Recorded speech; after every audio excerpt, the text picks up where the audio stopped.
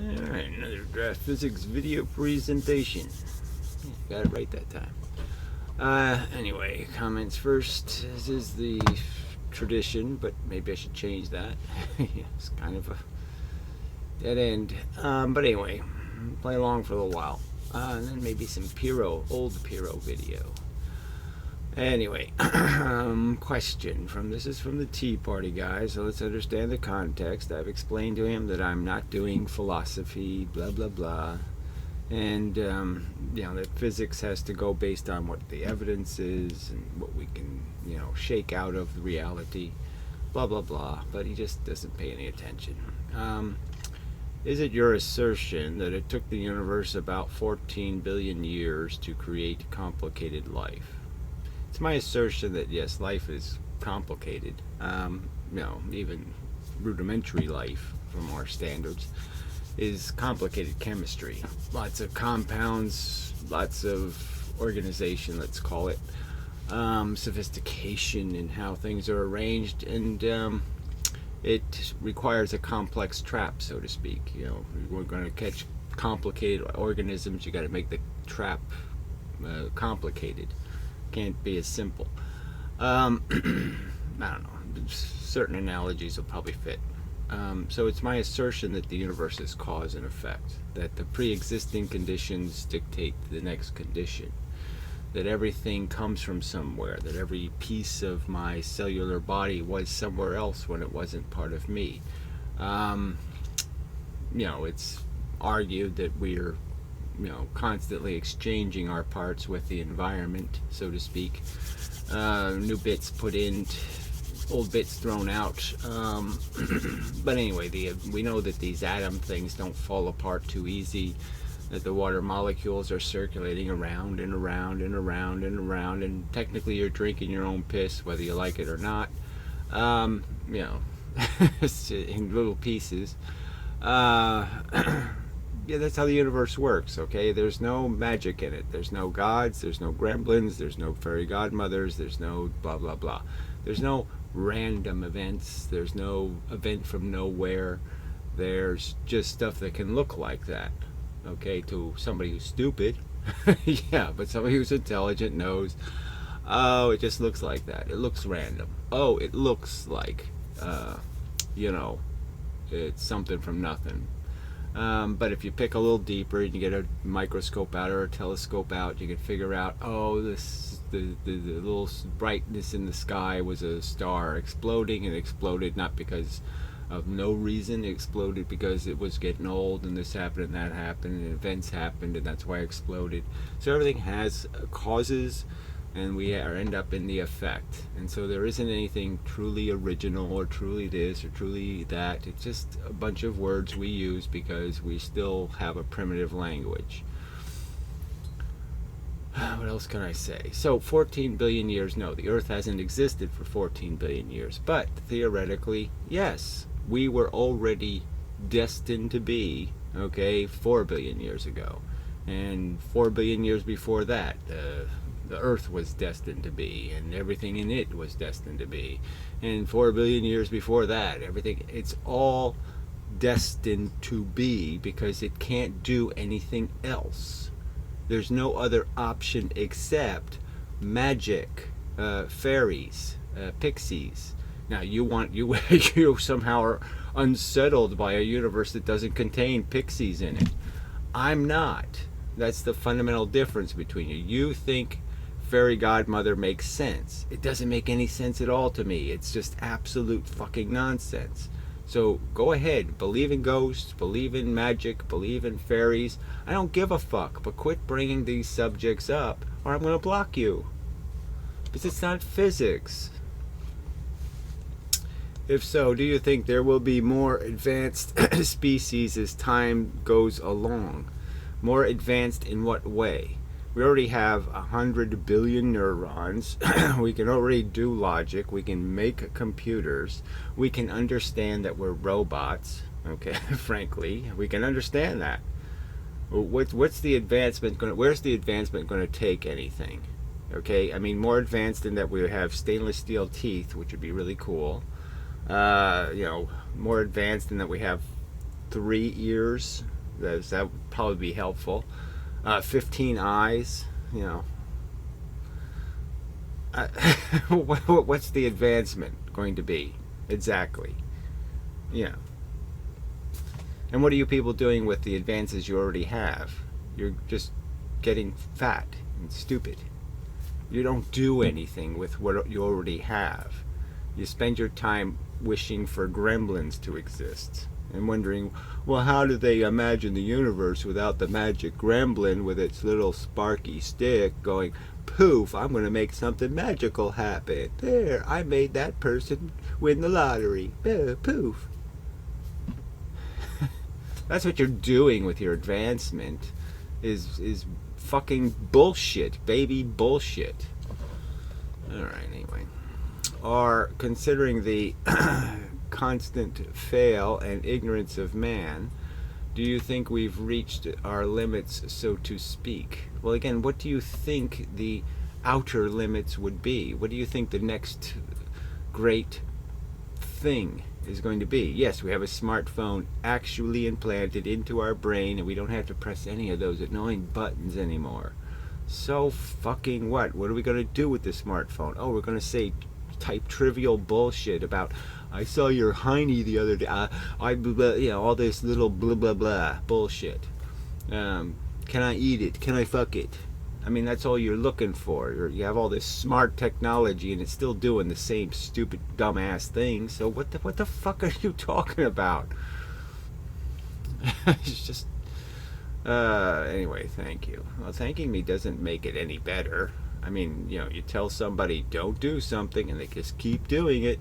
Physics is about what do you think the mechanical process is made of in some sort of descriptive sense, and there's these certain controversies that exist, entanglement, and there's certain subjects that are just wooey bullshit, and they can be understood to be wooey bullshit because there's no fucking evidence for any of it except it seems a little bit tiny like, and that's it.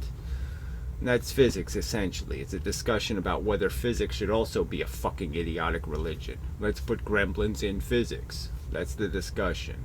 There's people who say, yes, more gremlins, please. And there's people like me saying, no, let's get the crap out of there. Let's get this religion shit out of the physics so we can have a real conversation about what it really is to be doing this thing we're doing. Trapping all of this crap.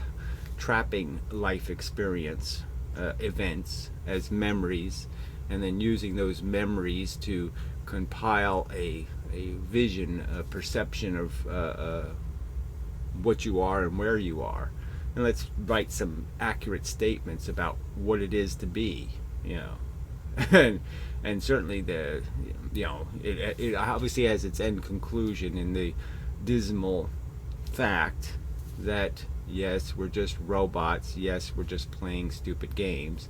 Yes, we're doing it inefficiently in the sense that we're torturing things to do it, which is really dumb. You don't torture something to do nothing. Unless you're really accomplishing something amazing, like preventing torture, you really can't torture stuff.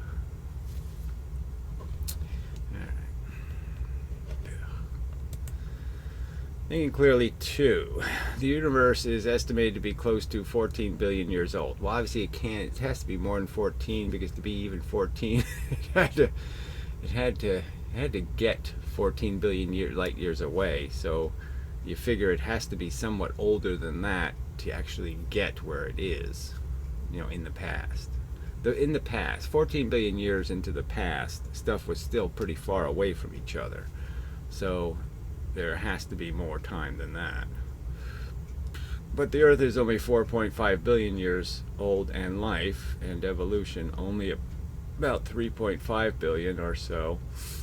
Yeah, well, the first 2 billion years of evolution were pretty much nothing. I mean, it's frickin' green slime for a really long time. I know you're a creationist, but you can still use the internet to look these things up. Yes, that's right. You don't have to ask Gary. For that one, anyway.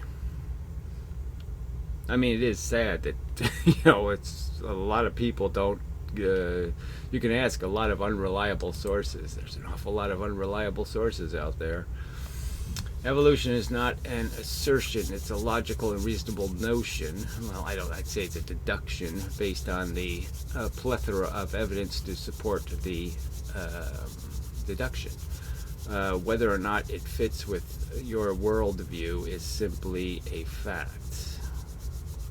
Well, I think you have to be more explicit here. I think there are statements that have some prospect of being true and statements that have no prospect of being true, or little.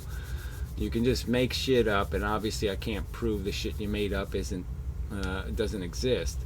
But you have to go with this some sort of sense of continuity between evidence and conclusion. And there has to be some evidence. And if there's no evidence, and every bit of evidence is circumstantially against, then you're just walking into the idiot guillotine. Alright, as you go further out into the universe, matter gets more simplified, and as DraftScience has stated in the past, there is only one known example of replicating molecule with no evidence of another occurrence, thus nullifying the likelihood of even crude life elsewhere, let alone intelligent life. Well, clearly, the ocean didn't do very well, right? I mean, the 2 billion years of evolution, well, I mean, like I said, this getting technical about 2 billion years as a mold doesn't add up to much. But even when life got going and it made the fishes, the sophisticated stuff, there's no smart fish in the ocean, okay? They didn't evolve, they didn't get smarter, because getting smarter wasn't going to be of any value to them in the dog-eat-dog world they existed in. Now, it could be, you could argue that in the long run it would have benefits, but they can't have any benefits in the short run. I mean, having the bigger brain to drag around with you is just going to slow you down and just going to get you eaten faster. So it's a little complicated, because you have to have it incidentally, and that's how we got our intelligence, was incidental. We got the intelligence to do simple things like ugh, just a simple communication. But the catch was that it gave us the capacity to do language, and once we had language, that was the game. But that's not what really we were getting evolved for. It was just a little changes in the brain. And so it's an accident, right? I mean, the person 2 million years ago could go to high school now and be just as smart, well, certainly just as smart as you. Okay? Maybe it couldn't be as smart as me, but it certainly could be as smart as you. And it was walking around with this capacity that it couldn't do anything with because it didn't have a language, but it was capable, and that's the catch.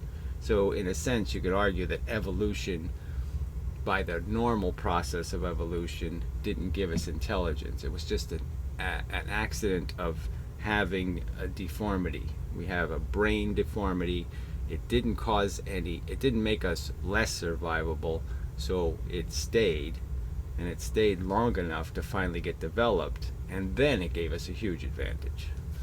But anyway, I mean, evolution, like everything else, has its subtle truths that are built into it that are more complex than just some kind of simple line drawing. It's just, I'm just saying, every subject has a context. Context is always a little bit complicated, and people don't want to be bothered with those details, and that's a big problem. They want to pigeonhole everything into some category, good, bad, and they want to do that by just saying commie, not commie, or some other kind of bullshit. It's just like they don't realize they should be anti-democrat, not pro-republican, that kind of thing. They should fix the good guys and not become one of the overtly bad guys. But anyway, how can somebody on Earth know we reached the limit? I think that's impossible. Well, I think you can understand the context in which you're playing the game, and you can say the game has limitations. You can, If you're playing soccer, and you can say, well, let's make it super soccer. Let's make it X-Man soccer. I mean, there's certainly just limitations to what you can do with the basic theme. And the basic theme is just, run, kick ball, score a goal, hit a home run, first base, second base, third base. The game is crude and stupid, and it can't really be made into anything. The ingredients just aren't there, so you can pretend that we can go off and do something interesting, but it really won't be. It'll only be interesting to people made to be interested. So you can make a perfect world for pyromaniacs, you can make a perfect world for pedophiles, you can make a perfect world for any kind of kook, but they're all kooks, okay? They're all kooky worlds of doing just kooky, silly, stupid stuff. Alright, so another asshole off the subject. Hi Gary, interesting video on suffering nature. Now we're not doing that. Amendum topic, yeah, so what the fuck are you typing it here? Send email or something. Don't bother me. Alright, hi Gary. Hope you're doing well as can be. Okay, well, thanks. I'll go put that in my hope drawer. Oh, there's a piece of hope. Cash that in someday. No, it's nice enough pleasantry. Thank you. See, this is what we're doing. We're playing these silly games like, I got nothing else to do, right? What else can I do? You're a bloody mess on the street. What else can I do is, need a napkin? There's, what the fuck? There's that, we have no power. I was chatting to a couple of self-professed physicists on various forums, and I raised the argument of virtual photons. Basically, I was stating that they are obviously a real physical thing causing effects, and the terminology seems wrong. Well, it seems evasive and silly. To my surprise, they both agreed that they believed virtual photons are a real physical thing. Yeah, well, they don't even understand the consequences of doing that, but anyway. They both gave the same answer as to why the term virtual is used. They gave the example of the Casimir effect, which, sorry, I don't understand why that's even a complicated thing, where the observation suggests is photonic energy at play, but with the small distances involved, emission and absorption happens almost instantaneously, which is just silly for physicists to say that means anything. This is the Casimir. It's just you put two plates that don't have a charge on them, and you put them closer and closer together, and one will go positive and one will go negative. But that's just obvious. The atoms can do that. The atoms are going to do that automatically just because of what charge is. And obviously they have to communicate to each other. So were they communicating with? Yes, obviously they're communicating with the same things that were communicating at this distance or this distance or this distance. All atoms have to arrange themselves in some order based on positive and negative charges, and they have to balance the charges. The charge has to balance. If it remains imbalanced, that's called energy, and it has to go somewhere. Alright, anyway. Happens almost instantaneously, and there is simply no way to classically detect the photons. Well, not being able to detect them, we can't detect them anywhere. So again, that's just more horseshit. We don't detect virtual photons in any circumstance in which we claim them to exist. So while the assumption is that photons are causing the phenomenon because they cannot directly detect them, okay, yes, just like gravity, it's still just an assumption, and therefore they don't commit to calling them photons and adopt virtual terminology. No, that's not the reason. You want the real reason why they have to call them virtual photons? It's the real reason why they call gravity bent space. Okay, the real reason is they can't account for the energy. See, the Earth does move into the sun, but the sun and the Earth can be understood to not have a mass or to have anything lost. They're not converting anything into energy to do that. There's no evidence of any loss of mass, any conversion. So they're stuck with, where did the energy come from? There seems to be something pushing the Earth into a circular orbit. They don't have any explanation for the source of the energy. So they have to create a skating rink, some sort of magical surface that it's sliding down, and that requires gravity, so that sounds stupid. And then they have to say, well, it's a bent geodesic, so it's really just following rails that converge or something. There's some mechanism that's obliging the thing to move, but it's not a real force. And they're stuck with the same thing quantum mechanically, because they haven't defined the source of the energy, right? They can't say the virtual photons are real, because then they're stuck looking at a magnet and saying, where the fuck does it get this endless supply of energy to produce these effects? Where's the energy coming from? There's no accounting for it. The magnet doesn't get lighter. The magnet doesn't get atomically weaker. The magnet doesn't do any of that shit. So how the fuck, where did the energy come from?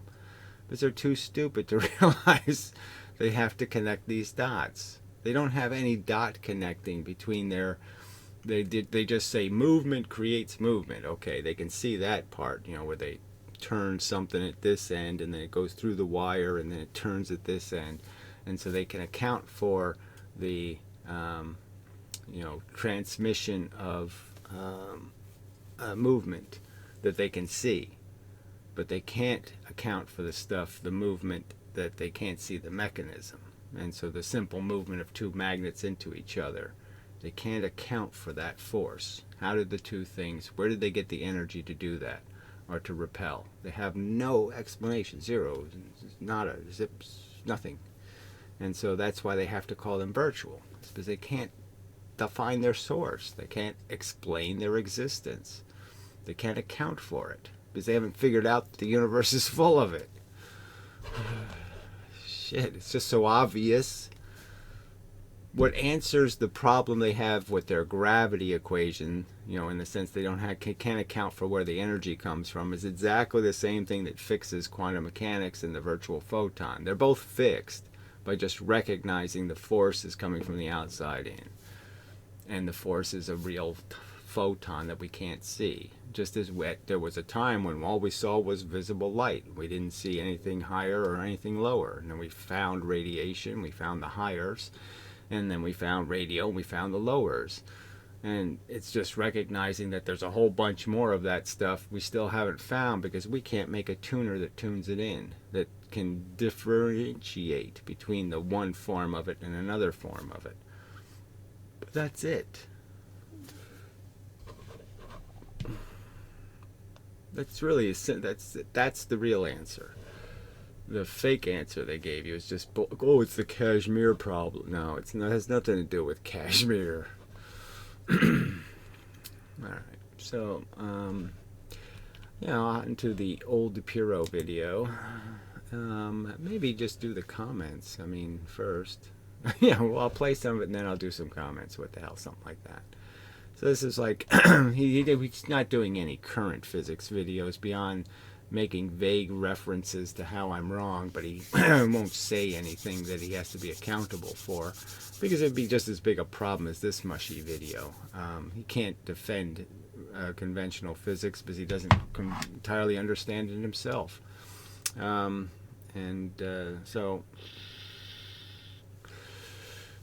So there's no context needed.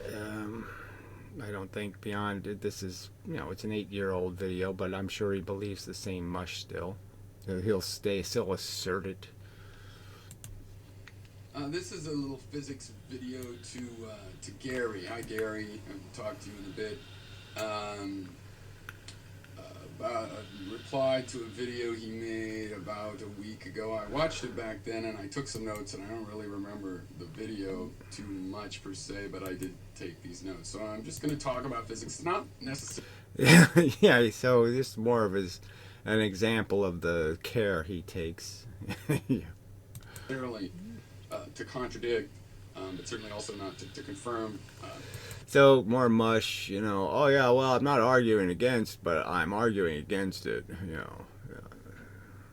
Gary's picture, there's certain things that I can make sense of, there's certain things I can't. I think that the only So more nonsense. And if you read the comments, they're much more snarky, much more explicit in his bullshit.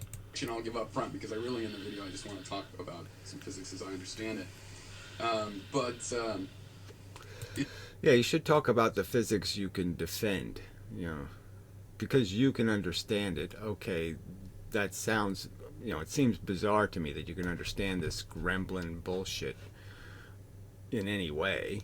That in any way it's understandable that this thing does this weird stuff that isn't even accurate. So again, these drawings are just complete bullshit. See this blue part here? They'll concede that's 1,000,000 times weaker than this red part. So they always draw it like this, like there's some sort of proportionality, but there's none. The magnetic portion of a photon is supposed to be infinitesimally weak, and it's only the electrical portion that's really the photon. Is that, Gary, you're trying to use this particle like matter, like little bits of stuff that have shapes like triangles or trapezoids. I don't care about their shape. So again, you're saying that that's what I was doing. I was just pointing out that you can just see this lump as being just a piece of momentum moving through space. It isn't anything, doesn't have to be doing any of this wave shit. It just has to exist at a frequency. Something existing at a frequency explains all of this. You don't need any of this silly field crap. And the real problem with your statement is you're saying there's a field, and you're saying the field is being affected by the existence of the photon. Yet there's absolutely no evidence that photons have an impact on a field, because you can put a detector in to see if the field is being fucked up, and it won't detect the photon unless the photon plows right into it. So unless the photon hits something, there's no evidence that it's moving a field at all. No evidence. To explain this, and that's almost like going to sacred geometry, where the geometry is... So again, this idiotic association that anybody who's talking about particularizing or quantizing in some real way this mush, that all of a sudden they're going back to astrology or something, or numerology. And that's just a horseshit argument.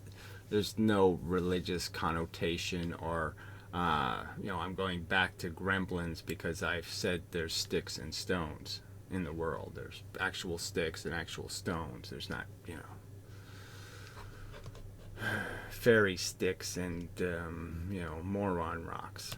It's practically has to be understood as a metaphor in order to do the work of the abstract. So again, it's the whole point is it's not a metaphor. That's the whole point. It's sort of an explicit statement that the something is really a something, and it's in a location, and the something has a distance, and that's a frequency, and that's all you have to do is you have nothing, and then you have bits of something at a distance, and that explains a photon. You don't need any of this wavy crap that doesn't do anything in any real sense. There's just, the only thing we know exists is that clumps of crap come at a frequency and lands at a location. Momentum is exchanged in that location. That's it. And you're saying, you want to believe all this crap. So again, you're just doing some kind of undergnome, thing. You're just saying, I'm going to, there's an event. You're missing a sock, and you're going to blame the gremlins. When I think the simple answer is, it's behind the couch or something. Actions is trying to take the place of it. What I'm getting at is that, electromagnetic radiation, in other words, light and radio waves and everything is... Yeah, right. So there's no evidence that it does anything electrical or magnetic. There's no evidence that it is affected by any field changes in either one of those two fields. You can't divert a photon by manipulating the electric field in front of it or manipulating the magnetic field. It's not going to affect the photon. So you say it is, but it isn't. Now, it causes changes in things that are magnetic and electric, but it doesn't get changed by them. So clearly it's more is the field, not that it is affected by a field or made of the field. It is the field. There's no electric happening and no magnetic happening without these things causing it.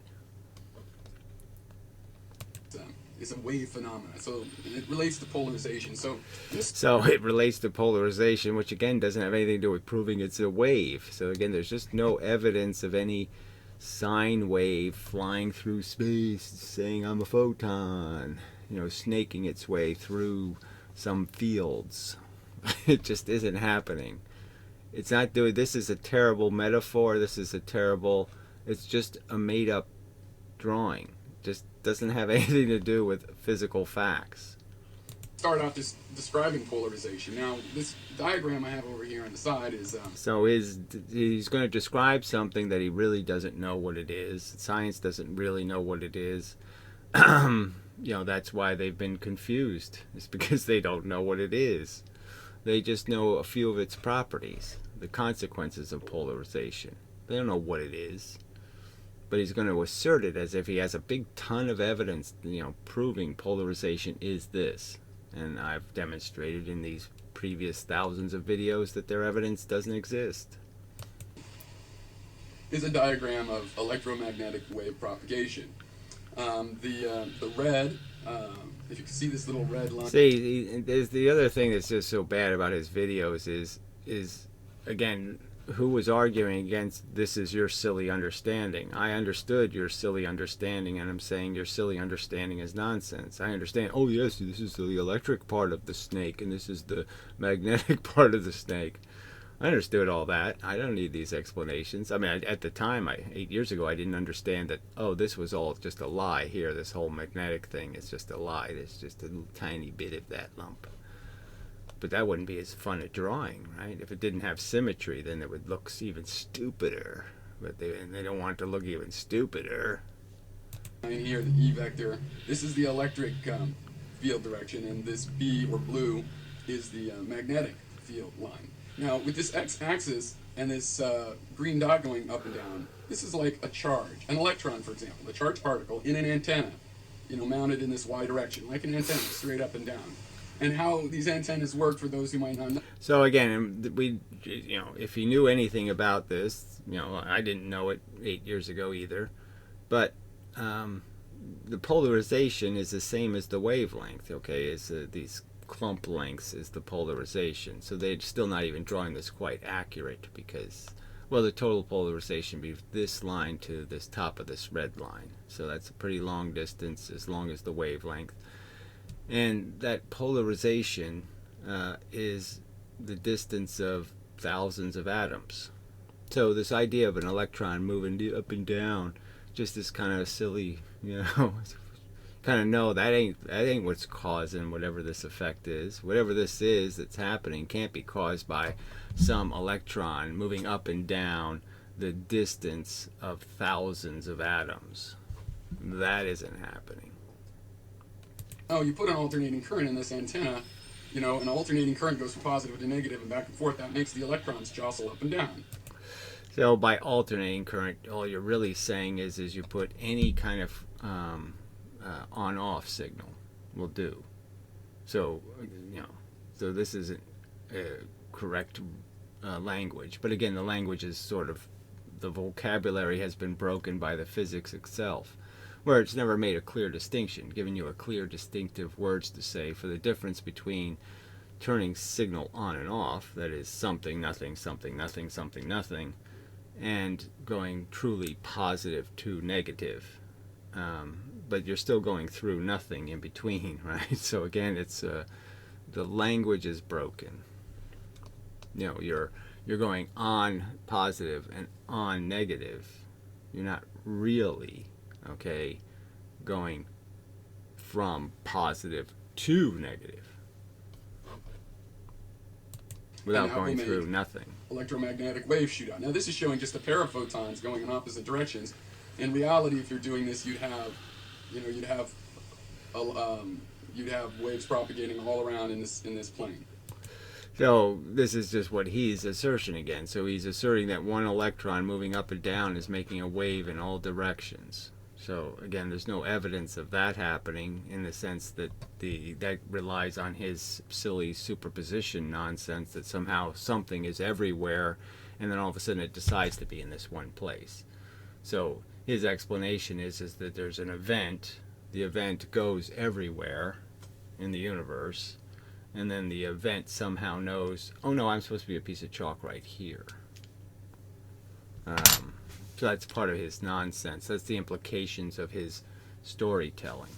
Okay, where I would argue that no, each electron is producing one little tiny clump of that thing called a photon, and there's a clump that might be in this location coming from an electron, and then there might be a clump that's a little bit further away, the right frequency, and then there's another clump and it might be in some other lower position, but they're a little bit out of position. That's their polarization, their amount out of position, but they were each produced by different electrons, and the electron only produces stuff, okay, one way at a time, one bit at a time, one quanta at a time.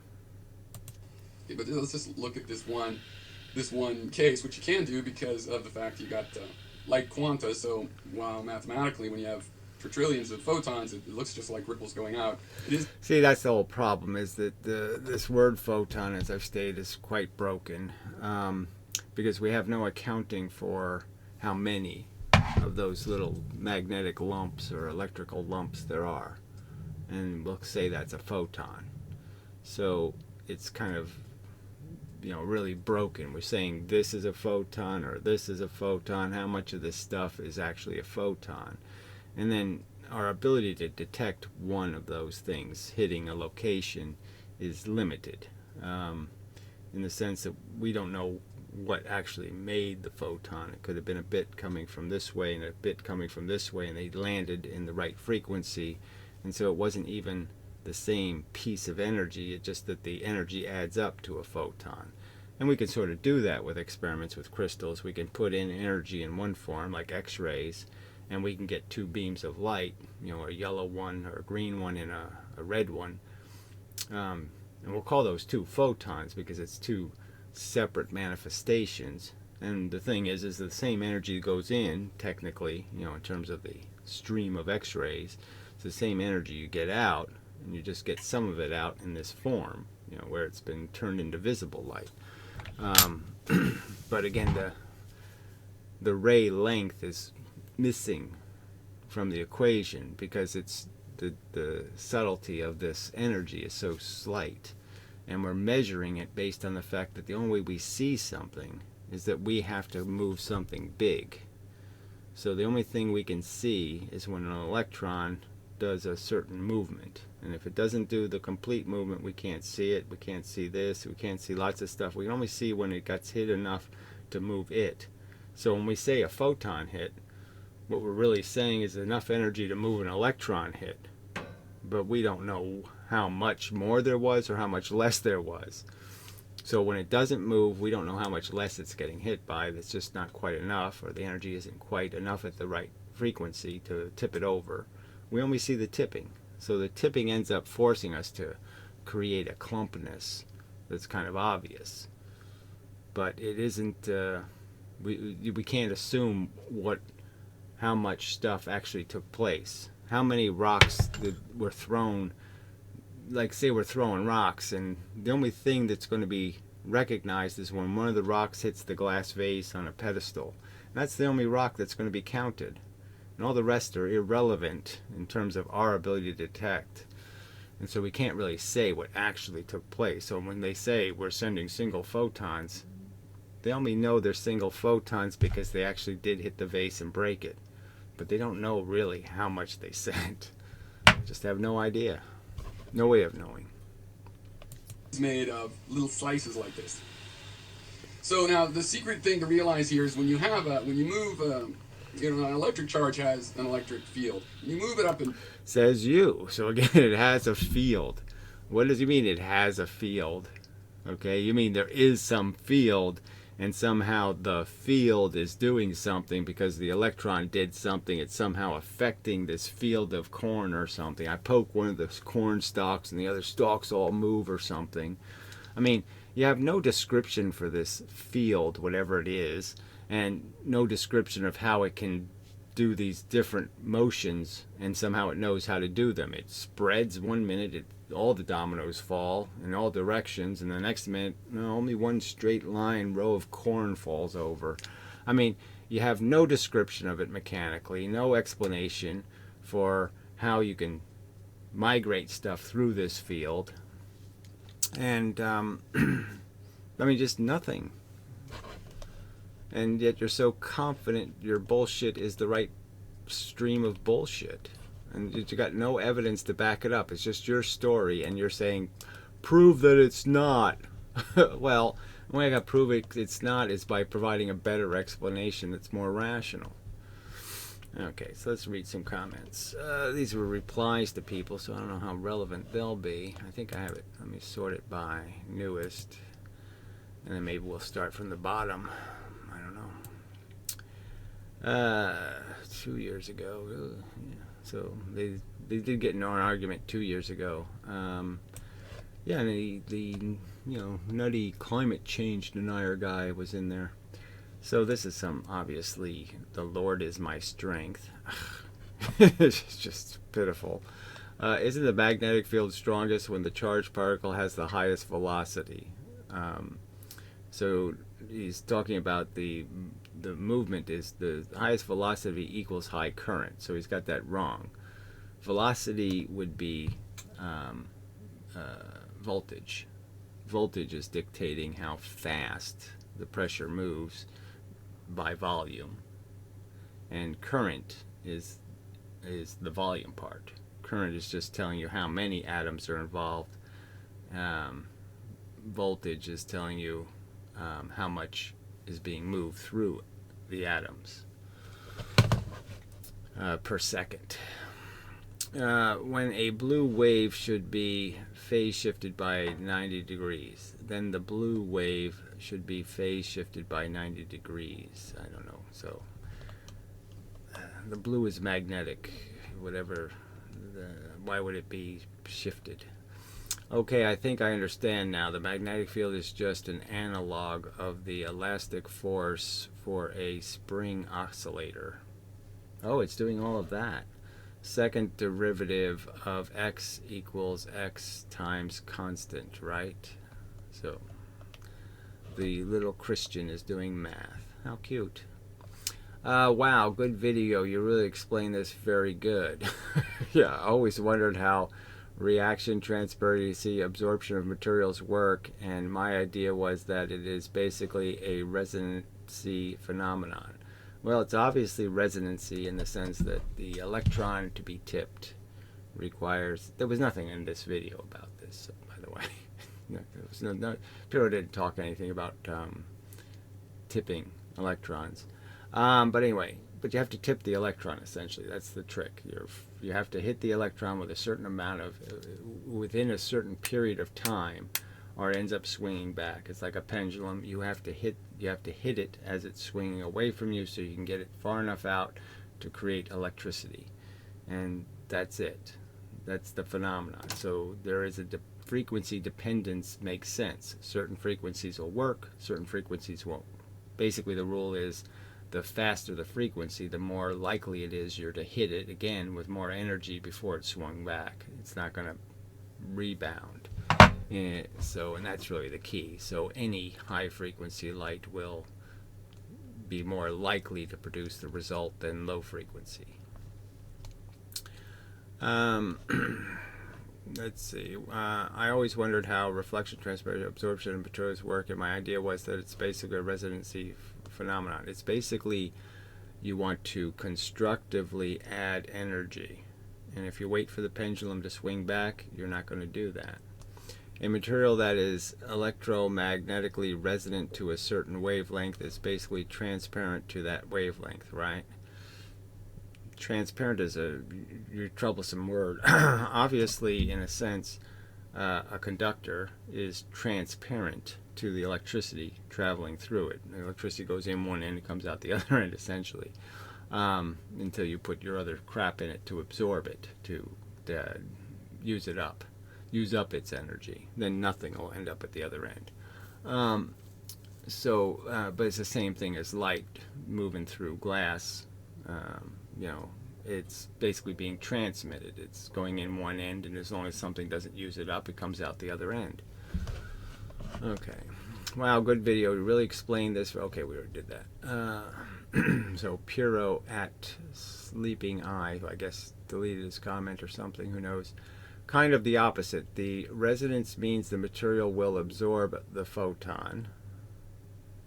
So again, it never, it either traps it, that is, absorbs it permanently, or it doesn't, in a sense. So it's either used in the sense that it goes somewhere else and does something else, or you trap it, or else you just give it back in some other form, in some other direction.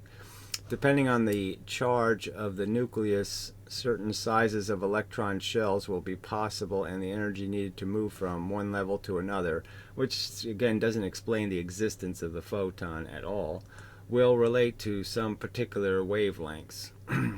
The idea that the electron has to be moved, I could agree with conventional physics in the sense that they're getting that part. The electron has to do a certain kind of movement, or there's no photon made. Okay. Wavelengths there's no photon transmitted. The energy doesn't move along the way it needs to. The spectrum of the material, those are the photons it emits and absorbs. So the tricky word is emit and absorb, because frankly, it's like the thermo equilibrium problem. You know, once something's hot, you know, everything going in is going out. It's not getting hotter. Okay, that kind of thing. And you have to understand that this small universe is working the same way. You can heat something up, then you're trapping. Once it's hot, you're not trapping anymore, except for the old stuff you already trapped. So the old gray text back then posted a link to some video, and maybe I'll go find out what that is, but another blind link to blind mush, which is just kind of obnoxious. Alright, so Pyrrho again. Yes, the electric and magnetic fields pull against each other, so that's just more, he just made that up, and create an odd three-dimensional spring-like system. So somehow he's saying that the electric and magnetic fields are somehow connected, and that somehow what goes in one or comes out the other, or some kind of nonsense. And it's just nonsense, just made up, no reason to believe any of that. When I was trying to remember this, that's what I was thinking, but evidently not. So who knows what the comment was. But anyway, it makes sense because the highest electric field is like a current and has the highest magnetic field associated with it. So again, the magnetic field is insanely small for photons. But anyway, it's just like a current, he says. You know, what is that even saying? I'd say current in a wire is photons. Okay, yeah, they're not the kind you're going to see, but that's what they are. It's the same machinery, same mechanism. You know, it's traveling through the opaque substances, travels through the non-opaque substance. Same basic bit of momentum moving the speed of light. It's trying to. It's moving the speed of light. Obviously, the conductor is providing some limitation to how fast it can get through, because of the fact that it does have heat in it, and it's being moved in directions that are completely unproductive to it getting to the end. Alright, just like one of those glass fibers, fiber optics. The light is traveling a very unstraight path through the piece of glass. And so it can't obviously travel the speed of light. It's still going very, very fast, but it's not going the speed of light, even though it's light, because it's deliberately reflecting off and moving an unstraight line. Alright, I'll take a little break, get a drink, such. Back. Yeah, these aren't in the right time sequence, which is a little bit annoying. So anyway, interesting things. Then how does transparency work? I can't figure it out. I think about the analogy of how sound waves propagate through materials. A sound wave basically is propagated by the elastic properties of the material. The spring factor between the nuclei and the masses. Can anyone think of electromagnetic transparency to be an analogy too? So for EM transparency, it's an electron shell that is displaced and the nuclei basically stays fixed. Well, if all of that was happening, I would argue that it wouldn't be able to travel very fast. So the faster it's traveling, the closer it gets to the speed of light, the more you have to assume what the transmission mechanism is basically the electrons are in an order. Should draw this maybe, but we'll try doing it this way. Okay, the electrons are connected spatially in the material. So you could imagine that if there's a little force coming in on one side hitting this one, right, and so it's moving towards these other ones or something like that, and each one has to go through this mechanism. Yeah, that'll work, but will also work as if the first one gets hit, creates more energy on these, and all these get out of the way, and then the force can go across and hit the last electron at the end and move him, and he creates the photons going out. So you can make different kinds of analogies, that they just all tip over and they just let the flow go through, or that they each transmit.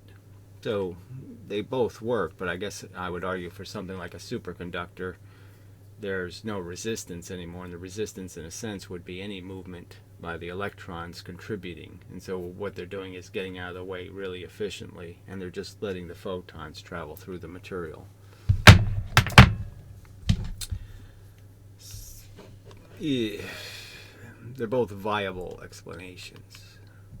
I'm going to watch the video too, whatever that means. But the difference is they say it's a field. A field of what? You gotta keep saying that. I mean, Ken Wheeler's right to say those words. I mean, a field of what? Not that he explains what any of his things are. Field of what? What's his hyperboloids made out of? Field of hyperboloid of what? That field of what is really important. But that makes little sense. I'm going to watch the video too, whatever video they are referencing. So a majority of X-rays go through the body because an X-ray doesn't have enough energy to be absorbed, but the infrared are all absorbed because they have enough energy? Question mark. I'm not sure how this can make sense, or did I misunderstand you? Yeah. The bits, the quanta don't have variable energy. All you can have is more of them in a period of time, and the more you have, the more likely you are to constructively add energy to a system. So if the system has some elasticity, it can move. The faster you hit, the more likely you are to move it in one direction. The slower you hit, the more likely it is you're going to hit it when it's coming back, and you're not going to get as much motion out of it. So if you want to maximize the elastic motion, you need to hit it with bits really fast. And that's all there is to this energy thing. There's no real increase in energy besides the increase that happens because there's more bullets and less space. You make the frequency, you reduce the wavelength, the distance between the little bits. You can understand then there can be more little bits in the same amount of space or the same amount of time. Alright, so off to judicial review. You seem to have, that was Hoffer Day in the old days, you seem to have a bias towards favoring the wave interpretation of quanta. From my reading, it seems almost arbitrary. That is dependent on the observer's choice of the experiment. Well, I would argue that it's one or the other, and you're really just trying to say, can particles explain waves? Yes, really easy. Okay, particles can look like waves. Soldiers can look like waves. bullets can look like waves of bullets. So particles can make something that looks wavy, all right? But waves don't do particle well at all. There's no evidence that you can have experiments that look like particles and then explain them with waves. So that's one reason to fault or to default to the mechanism that's capable of producing the illusion of the other one. And I would say waves are always an illusion anyway. More fundamentally, it really seems to be propounded that there is no right way to think or cling to some particular conception of what's going on. Well, I think it's just silly to say you can't figure it out, that there's no answer, and it's certainly the answer of both is idiotic. So the hell with that. Both in any other context than to acknowledge that, yes, particles, soldiers, can look like waves. Now, I'm a realist and to a degree have my own hang-ups in trying to visualize a real picture. But that is the whole big deal with quantum mechanics, is it not? Yes, the whole big deal is to pretend the universe is complicated when at the small level, that it's somehow got all kinds of nuance and funkiness. It's got bling, it's blingy, not blingy.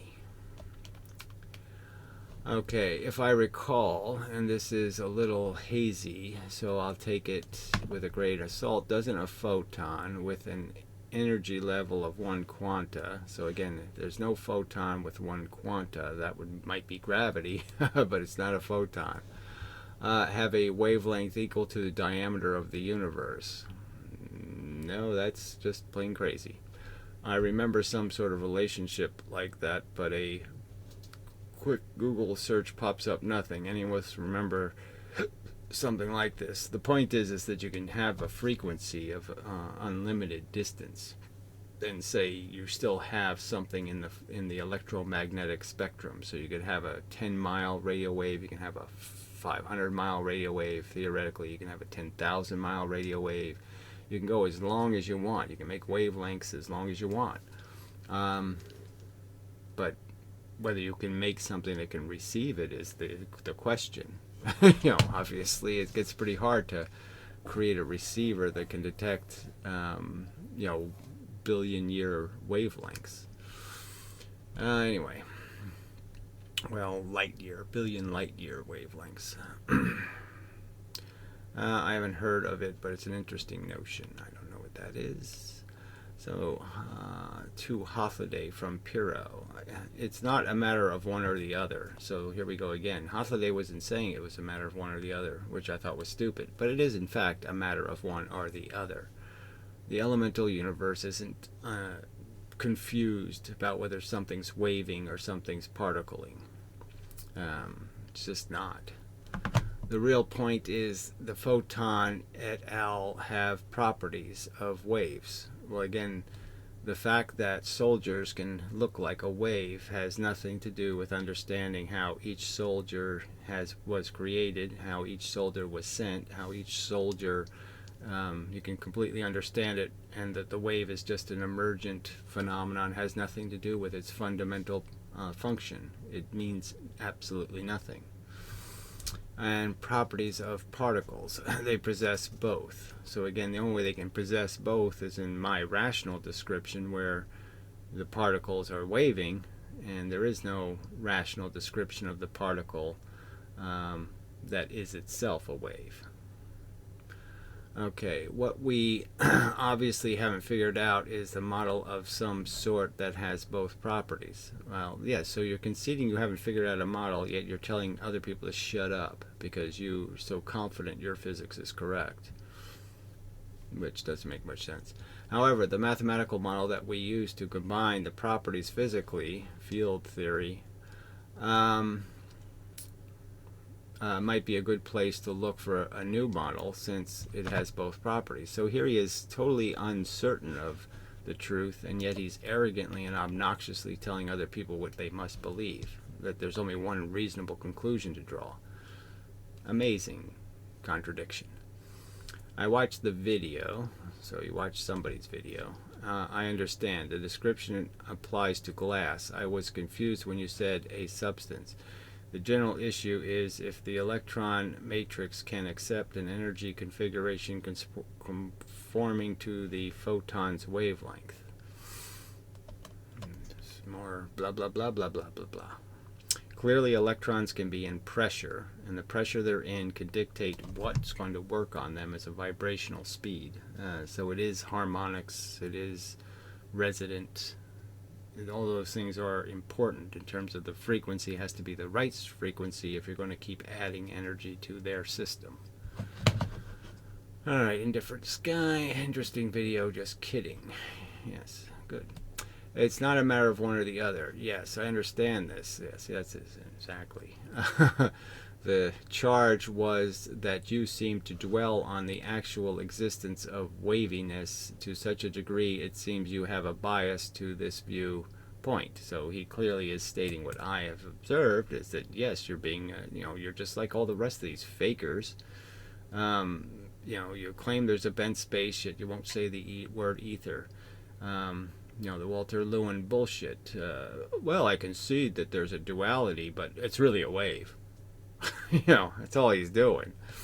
As to the nature of having the property of being a particle, I think okay to say, in a sense, the nature of the particle is to have a definite position at all times, yes. Yet the nature of a wave is not to. So I guess that's one way of distinguishing something that would be elementally wavy.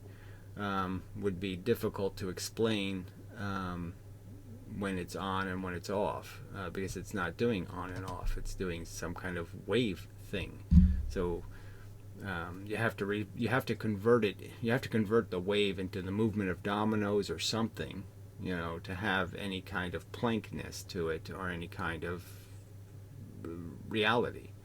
And so again, you end up with just Gremlin waves, this magical thing that doesn't have a place in, it's just, babble. It is the complete definitional disconnect between the concepts problem. Yeah, one requires a medium, the other one doesn't, clearly, but whatever. So he says, thank you, the Lord guy. No, 6.3 times the Planck length for a photon with a Planck energy. 6.3 times the Planck length for a photon with a Planck energy. Planck. I don't know what that could be related to, but it's an interesting statement. Obviously photons are kind of elemental in the sense that they're kind of the smallest bits of energy you can find, and so there would make sense that you could say 6.3 would be the amount that we would need in terms of quanta to recognize a photon. So that's sort of consistent.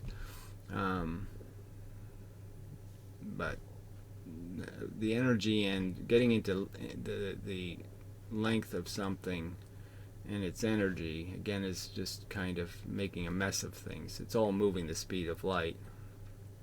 You're just saying how many moved within a specific period of time, which I don't think can be Plancked. We can't actually verify the wave nature of light because it only interacts with quanta, right? It doesn't interact with, it only interacts in quanta, right? So it's only quantized, it's in clumps. The wave nature is expressed all the time, so that's just more mush. But to be strict, it's that we see patterns we knew before from cyclic wave mathematics. So again, it looks like, is all he's saying. When a bunch of photons are coming, it looks like they're not soldiers. It looks like they're waves of,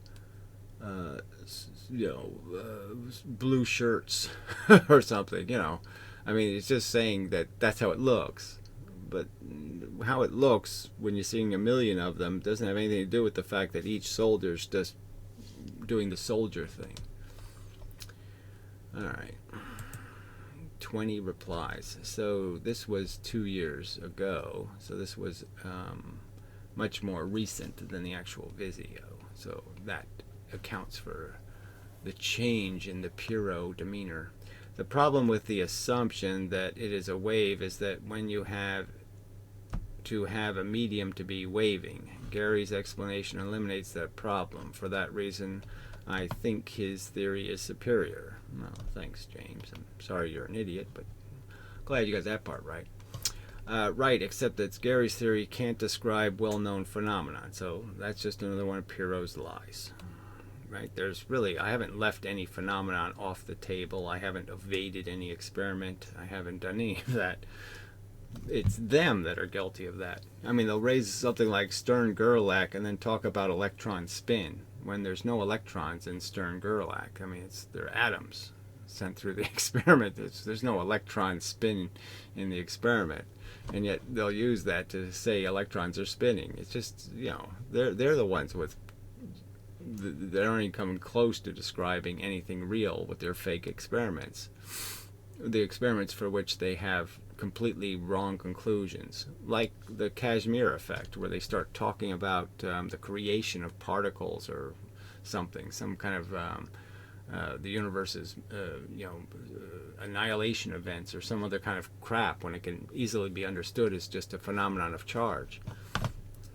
That there's no possible way for it to be anything other than one side has to go positive and one side has to go negative. It's just the obligation of atomic structure.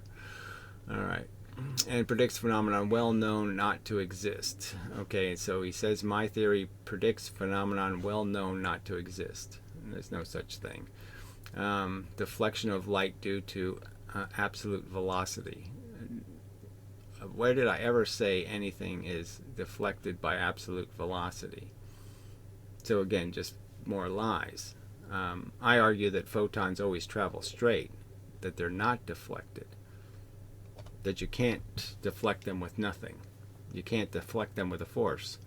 And so my argument is that yes, if you could make a laser beam precise enough and you could shoot it enough distance, that you would actually see where we're moving in the universe, because the light would travel a straight line, the tree would move, okay, and you could see that at one part of the day the light would hit in one location, and the next part of the day it would hit another location.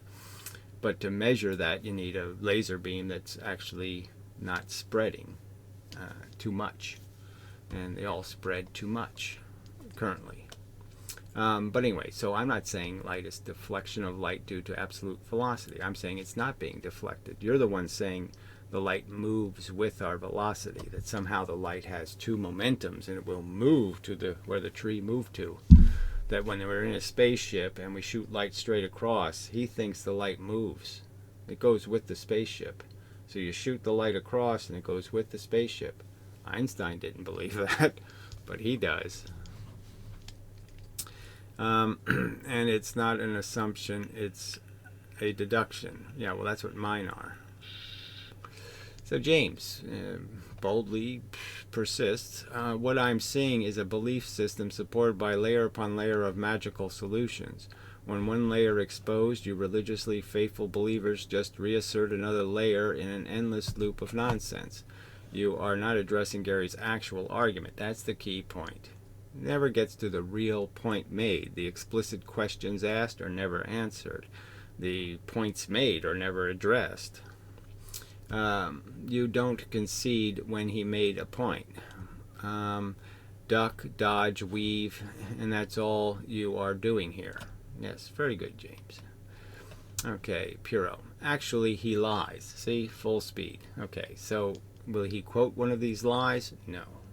He'll just assert that because I claim, okay, that the detector experiment and the two-slit experiment has never been done because it can't be done, and that physicists shouldn't assert that they did this detecting thing when they never did it. When you put the detector on, this happens. When you turn the detector off, this happens. Never happened. Okay, they're just making it up. So he's calling me a liar because I'm outing his physics on being full of lies, storytelling, made up stories about experiments never actually conducted. Saying things haven't been checked. No, I'm saying they haven't been done, let alone checked. That have, okay, again, quote it. Quote where I make the false assertions. and making claims about how things work we already know are wrong. So, and you know they're wrong how, and you've demonstrated that how, and you quoted me where. None of that took place because they have already been explored. Says you. Where? Where did the Einstein experiment be redone? Oh yeah, that's right, it wasn't. Where was it done from space? It wasn't. Okay, then he offers us his own magic unicorn particles, and they're magic how? In the sense that they go the speed of light in one direction. That's magic. And that when they hit things, they do very simple, you know, energy conservational interactions. So so he thinks this is a complex vision of the universe. It's magical. You have swimmers in an ocean, the little particles moving the speed of light, and they jump into boats and throw rowers out and become rowers. And it's always conservative. You know, nobody can jump in the boat and throw out 10 rowers, or you can't kill another rower and any of that kind of stuff. Rowers are either swimmers or rowers, and that's all there are. And there's a few of these boats, and that's the universe. The diagram of how it works on the elemental level, and he calls that magic. Magic unicorn. Which we are supposed to prefer because they are his personal magic. So again, it's not my personal magic, it's a rational description of the elemental function. The universe gets simpler going down, it doesn't get more complicated. We don't live in the Horton Hears a Who-averse. Okay, we don't live in a universe where there's complex universes inside the universes inside the universes. That's all wooey mush. When what I'm seeing is a belief system. Okay, so we did that. Okay. Oh yeah, we're going down this way, which is probably going the wrong way, right? But it doesn't matter. You whine like somebody whose religious beliefs have been exposed as nonsense. Believers always resort to name-calling and vague claims. Right, so exactly. He didn't support any of this. He called me a liar. There's no evidence that I lied about anything. Blah, blah, blah, blah, blah. If the science is so clear, then why not stick to specific claims and cite evidence for a change, and stop using propaganda tactics? The answer to this question is because you believers depend on superstitious notions to create the appearance that you have a coherent theory. Gary has exposed your tactics, and so you are trying to dodge. You aren't interested in the truth. You are interested in continuing to believe. Yeah, I'd say that James is a little guilty of that too, with his whole frickin' we can pull all the oil in the universe out of the earth and it won't matter how much of it you throw into the atmosphere. You mean like you calling me a religiously faithful person that doesn't address points of Gary's you don't mention? We just did cite a couple of these arguments. I have stuck to specific claims. They're claims based on no evidence. Right, the philosophy I act on is not dependent on if the universe is waves or particles. So again, this is the part where you just say, what's the point of talking to you then? So his underlying philosophy doesn't care. It doesn't matter whether it's particles or waves. That mechanically, that doesn't mean it's different because he thinks there's something else that's more important apparently than whether it's particles or waves. The magic whatever, that's the elephant in his room, is the magic that's creating the universe maybe. That's relatively superficial with respect to action and daily life. So again, he thinks it's superficial. The fact that we are in a deterministic universe made of deterministic stuff, solid stuff, not mushy stuff. That's all he's really saying. My worldview, my universe view, is dependent on the universe having some sort of spiritual mechanism that's manipulating the physics. You can't just cope with the fact that physics is understood by physicists is better explanation with more evidence than the nonsense Gary invents. So again, the whole point is the evidence, and where is the point? And the whole point is that you can point out clearly how they've constantly constantly cherry pick the evidence to make their argument. They constantly manipulate the slit experiments, only emphasizing certain pieces and aspects. They ignore the fact that the multi-slit creates images. They ignore the fact that the single slit creates the pattern. They ignore the evidence to the contrary, and that water waves don't, by the way. That there's no consistency. Water waves don't work in multi-slit and single slit. They only work as an analogy in the double slit. You know, they're shaping the evidence to make their argument. They're being unfair to the evidence constantly, exaggerating how much their experiments can do. LIGO, for example, we can measure half the distance of a proton. Some kind of nonsense that there's no theoretical, it can't make any theoretical sense. We can't even measure the distance of an atom reliably. Anyway, let's see, you just made my point for me. Yes, that was just such a pile of crap as a statement. You lack the intellectual ability to maintain a distinction between your moral philosophy and your objective assessment of reality. On a moral level, it is commendable that you have arranged your understanding of reality to achieve moral code. On a scientific level, it's reprehensible. It's impossible to reconcile those two. You just have to intellectually force yourself to maintain this separation. I don't know if there is really a separation. Both things are logical. Moral philosophy is just based on the experiment. You're conducting the experiment yourself. You're conscious. You know how, hey, there's this stuff that's bad. And it's really bad. I don't want bad stuff to happen to me. I don't want to, have blood shoot out of my ears and my eyeballs fall out and all kinds of horrible things could happen. And I don't want any of that to happen because it's bad. And I know it's bad. I don't need somebody to explain bad to me. I know what bad is, blah, blah, blah, blah, blah. So I already have a moral philosophy. As soon as I know there's something bad that happens, and then all I have to do is be able to recognize, well, the other conscious beings are essentially doing the same thing I am doing. They don't want bad to happen to them, and maybe I do because I don't like them. But the fact that them feeling bad would be bad doesn't change. So even if I hate somebody, them having a broken leg is still bad because there's bad happening in the universe because a broken leg is happening. And even though I want them to be tortured because they suck, that doesn't change the fact that it's still bad in the universe. And I can understand morally that, well, no, we got to make less bad, not more bad. That's it doesn't make any sense to make more bad in the universe. No, that would be a bad thing. Bad plus bad equals bad. So yeah, we don't want to do that.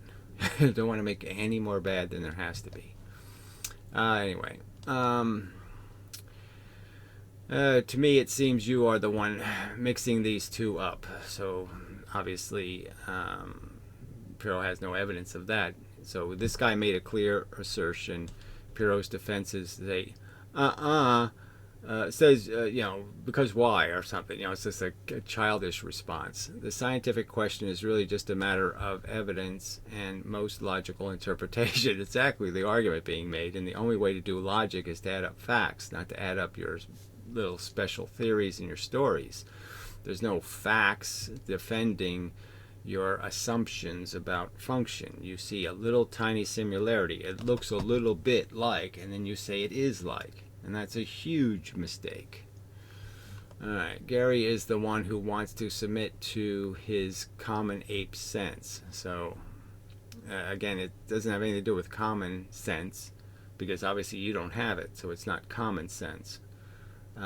But yes, I have deduced, certain things that are more likely to be the truth. Now, not that they're absolutely likely, I'm just more likely. The idea that the universe gets simpler as you go down, certain things that, and it just happens that I found a theory that fits all of those things, that all the good things, all the things that seem to make something more likely, it's simpler and it answers more questions, then it's probably the right answer. I mean, if you have a key that opens more doors, then you call it a skeleton key. It gets the name. This is a really good key. And if it doesn't open any doors, then you say it's a really bad key. Apes are not spiritualistic. Humans are. When presented with a choice in which there are no clear evidence one way or the other, humans always choose the spiritual interpretation. Yes, it seems that way. And the point is that clearly that the whole process has been right in front of us, right? From 300 years ago or 500 years ago, you can go back. And this Copernicus, this whole idea of trying to find the truth of how the thing really works. The sun doesn't revolve around the earth revolves around the sun. It doesn't do it in a round orbit. It's not as symmetrical as we'd like it to be. But it all was understandable in the sense that we finally did deduce the right answers. And that process is difficult. You can spend a long time with the wrong answer, and that wrong answers are really corrosive and destructive. And so you have to be careful. And so Newton was very careful. He didn't say, well, I think angels are pushing the earth into the sun. He didn't say what he thought. He just said, look, I can tell you how it moves. I can tell you what it's doing. I can't tell you why it's doing it because I can't see the why. Okay? And so we have to deduce the correct answer. And so they still want to create answers that are as bad as angels, and they want to assert them with some sort of authority. And so they're really bad scientists because they have really bad evidence. And they're saying, I know this is the right answer, and it's a bullshit answer. That is human nature. Much of theoretical physics is spiritualistic. There is no rational reason for it to be spiritualistic. There's no rational reason for it to be unscientific, which is careful. And there's no caution at all. And they just start imagining things. And as soon as they have something that might work, they declare it's the truth. Okay, you're like, oh yeah, dark matter, that solves the problem. Oh yeah, well, it does make some other problems, doesn't it? Like, how does it get where it's going, and how does it not create more gravity to these other things? So it only bends light, but it doesn't move the other matter around. Oh, that doesn't make much sense. They don't take much time to figure out how it doesn't work. Just as their lensing evidence indicates, well, if it actually does work that way, then why isn't it lensing all over the place? Why isn't every bit of light going through the universe getting lensed all over the place? They won't answer that question because they can't answer the question because the question clearly demonstrates how the theory can't be correct. As Gary has demonstrated, non-spiritualistic interpretations are available. It's just people who don't like these. Yes, exactly. These interpretations. Even the fact that they have to resort to calling Gary an ape substantiates that you have no dispute with Gary's interpretation other than the fact that you are repulsed by anything that doesn't confirm your very humanistic, spiritualistic interpretation of physical reality. Very well stated, James. I have to give you credit. You did a good job here. Because that's exactly what he's doing. Wave mechanics is not spiritualistic, it's mechanics. There is no mechanics. You're saying there's fields, you can't even describe them, you can't draw a picture of them, you don't know whether it's domino field or Bozo the Clown fields or fat people, bumping into each other field. You have no description of how the field works, what it's made of, how it's structured, how you can do it in three dimensions, how it creates an infinite number of potential vectors. Nothing about how that can possibly work. And then you claim you've got a real interpretation of some kind. It's nothing. It's as gremlin as gremlin can be. You can just make it up. Oh yeah, they have really long ears and they're pointy, and you can just make up what the gremlin looks like. You're so vague. Wave mechanics. Okay, yeah, you already did that. Let's see. The ape metaphor is Gary's. No, it isn't. My whole point is dumb animals can fall for bullshit, but smart ones shouldn't. So again, I'm not the one arguing that intelligence is a bad thing. I'm arguing that it's a good thing, and you're using it to just scheme your bullshit into being real. For his gut irrational instincts. So again, he's calling my instincts irrational, yet he won't describe where I've stated this irrationality. He won't quote some of it for you, from which he hopes to build his science. So again, no quotes of the actual irrational statements. You have yet to show how this video is spiritual. Well, it certainly got spiritual in the comments section. That's just your emotional take for whatever reason. No, it'd be nice if you would have said in the video how you don't care whether it's a wave or a particle, because that doesn't have anything to do with our human little life. Pyrrho. Wave mechanics is not spiritualistic. JM. In principle, it can't be proven one way or the other. Your interpretation, therefore, is just a belief. That doesn't mean that you are wrong and the alternative right, but your interpretation is not evidence that the alternative is wrong. Well, clearly he's basically relying on faith, and he wants to pretend he has something other than faith as his motivation. Obviously, the evidence is the evidence. For example, evidence light will not bend because of your absolute velocity. So again, he keeps asserting that I'm claiming light bends when I'm claiming exactly the opposite. We're in the spaceship. The spaceship's moving. I shoot a photon through the air in the spaceship. The spaceship moves. The photon hits the surface. He's the one who says the photon doesn't bend in the sense that it doesn't hit lower on the spaceship. I'm the one saying, no, the photon went straight, the spaceship moved, the photon hit. I'm the one saying the light isn't bent. All right. The problem with this assumption is that the wave is not... assumption that it is a wave is that then you have to have a medium to be waving. Have you ever seen a ball or a frisbee not made out of something else? Ever seen a ball or a frisbee not made out of something else? I don't know what that means. How come I'm not allowed to make that argument, but you're allowed to make your argument? You do realize this applies to both views, right? You know Gary's going to keep spouting that argument, but what do you have to say for yourself? Have you ever seen a ball or a frisbee not made out of something else? So he's saying the plastic is a wave? I don't know. Yeah, well, mindless is mindless. If I take pieces of paper, make a double slit cutout. So again, he did this really horrible double slit experiment, so I'm not going to get back into that whole idiotic argument. Alright, yeah, this just going to go back and forth on his really bad two-slit experiment. But anyway, so it's probably enough of a video. Don't want to go too long, blah, blah, blah, blah, blah, blah, blah. But whatever. Till next time and such. But then maybe I'll do this. Maybe I'll find a couple other old Pyrrho videos, since he doesn't have the guts to make any new ones. Except making generalization statements, just generalized statements where he quotes nothing I said specifically, blah, blah, blah, blah, blah. You know, if he made a new video, I'd play it.